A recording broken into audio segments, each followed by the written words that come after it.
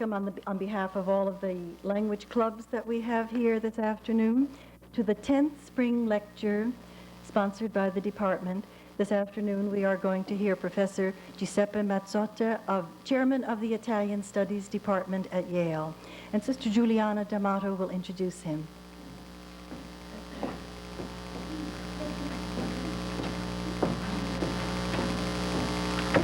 Good afternoon, welcome everyone. Some of the faculty will remember the last Dante scholar to grace our stage a few years ago, Professor Thomas Bergen from Yale also.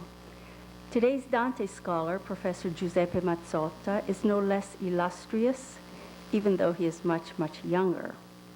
Professor Mazzotta was born in Italy. He received his BA and MA degrees from the University of Toronto, Canada, and his doctorate from Cornell University.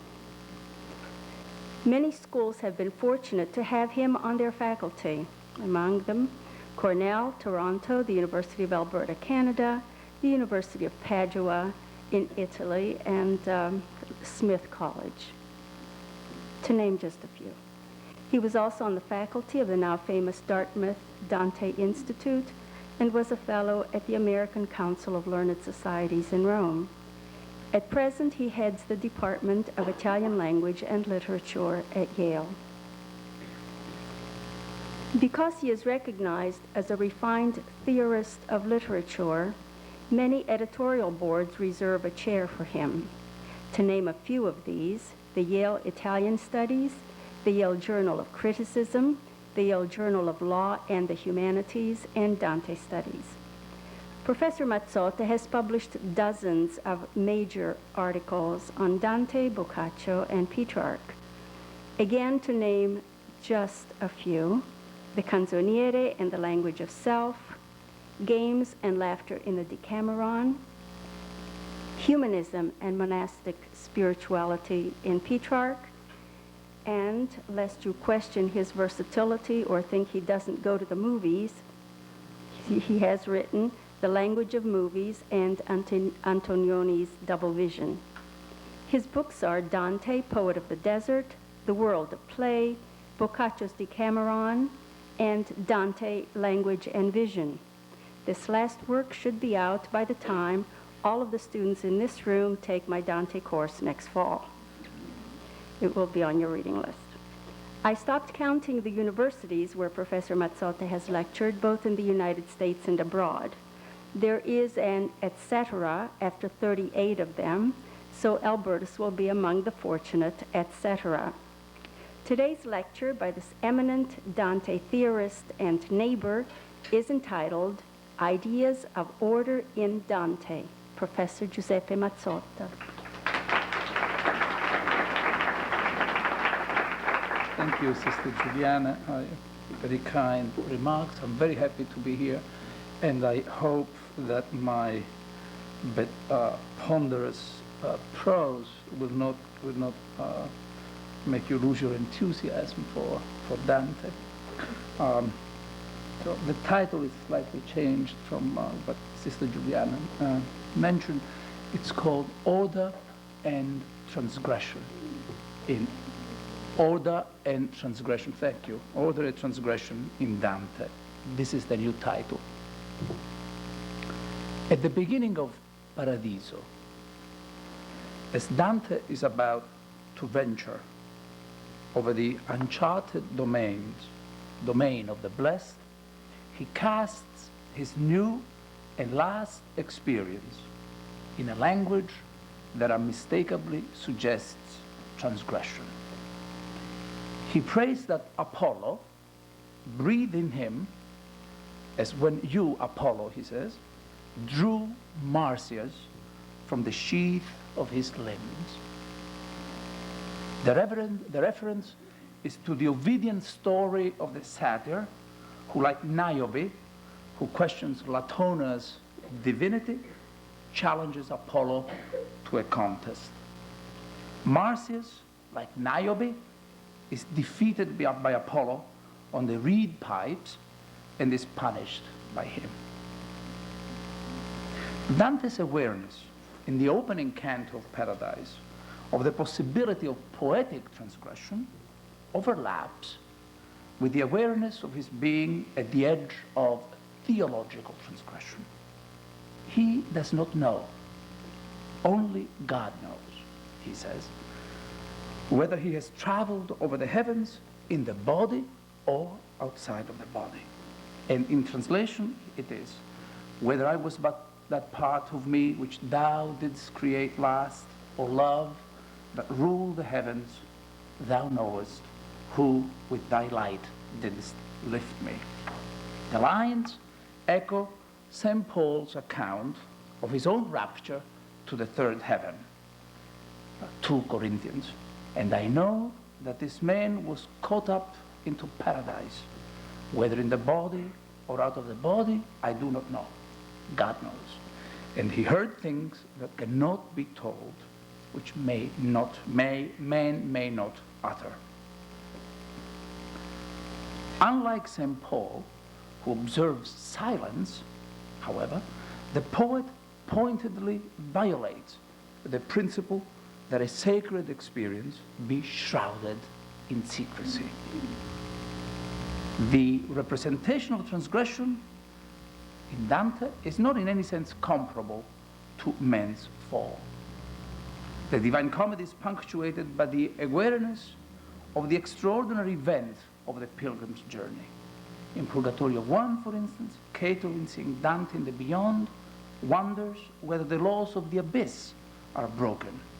In Paradiso 33, the vision of God is called an outrage, oltraggio.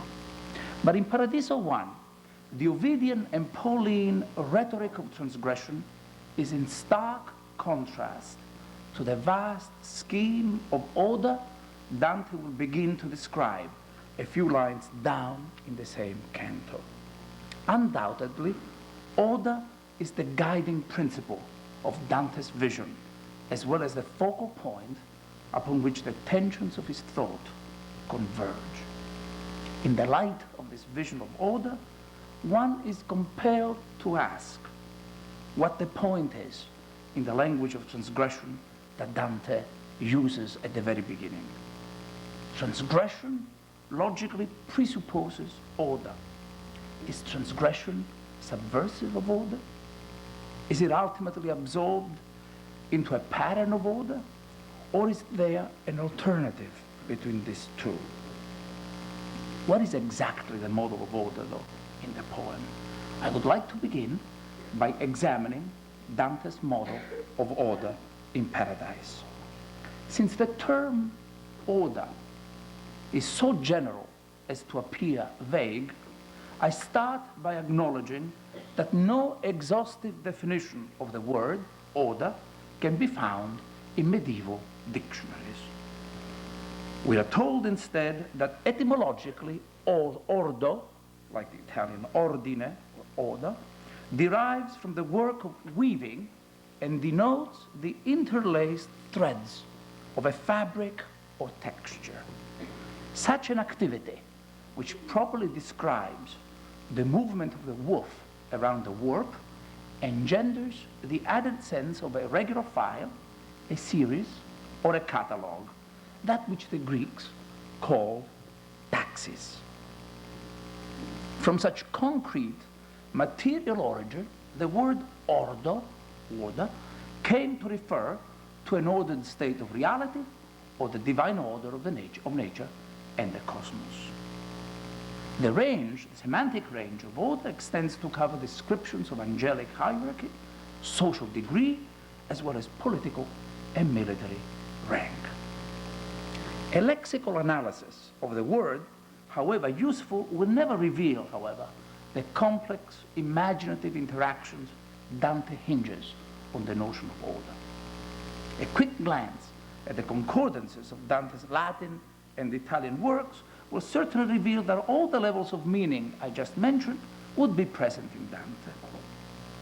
But an organic, synoptic summary of the extension of order that would be significant for the Divine Comedy is available in St. Augustine's City of God. After discussing the notion of confusion, Babylon, St. Augustine discusses universal peace which the laws of nature preserves through all disturbances. And he says, in English, the peace of the body then consists in the duly proportional arrangement of its parts. The peace of the irrational soul is the harmonious repose of the appetites, and that of the rational soul, the harmony of knowledge and actions. The peace of the body and the soul is the well-ordered and harmonious life and health of the living creature. Peace between man and God is the well-ordered obedience of faith to eternal law. Peace between man and man is well-ordered concord. Domestic peace is the well-ordered concord between those of the family who rule and those who obey. Civil peace is a similar concord among the citizens. The peace of the celestial city is the perfectly ordered and harmonious enjoyment of God and one another in God. The peace of all things is the tranquility of order. Order is the distribution which allots things equal and unequal, each to its own place. Hence, though the miserable, insofar as they are such, do certainly not enjoy peace, but are severed from the tranquility of order in which there is no disturbance, nevertheless, insomuch as they are deservedly and justly miserable, they are by their very misery connected with order. This extraordinary passage encapsulates St. Augustine's all-inclusive vision of order. His claim is that an intelligible coherence penetrates the diverse forms and manifestations of reality. Even evil, or that which apparently denies order, is subsumed by dialectics of contraries within the overarching harmony of the whole. The satanic transgression, the fall of man, every sin are part and parcel of a preordained harmony. St. Augustine restates the principle that everything converges in the totality of order, whose foundation is God, in a treatise he writes on order, De Ordine. In this disputation, we are explicitly told that nothing exists without reason and outside of God's order. We are told also that there is a pre-established harmony underneath the undeniable imperfections of the physical world. Clearly, the principle of what is called a sufficient reason, and I'll explain what that is in a moment, and its attendant optimism presides over St. Augustine's conceptualization of order. The implications of this, what is called sufficient reason, implications are far-reaching. This means that all things good and bad proceed from an ordered plan. But the same reason for which God wills that good things shall exist, he also wills that evil things should exist.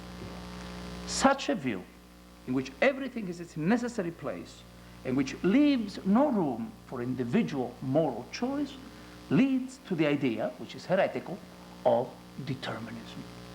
Such an idea is present in Dante's representation of the metaphysical construction of the cosmos given in Canto 1 of Paradise. This is the general outline of the canto. The pilgrim has just entered paradise.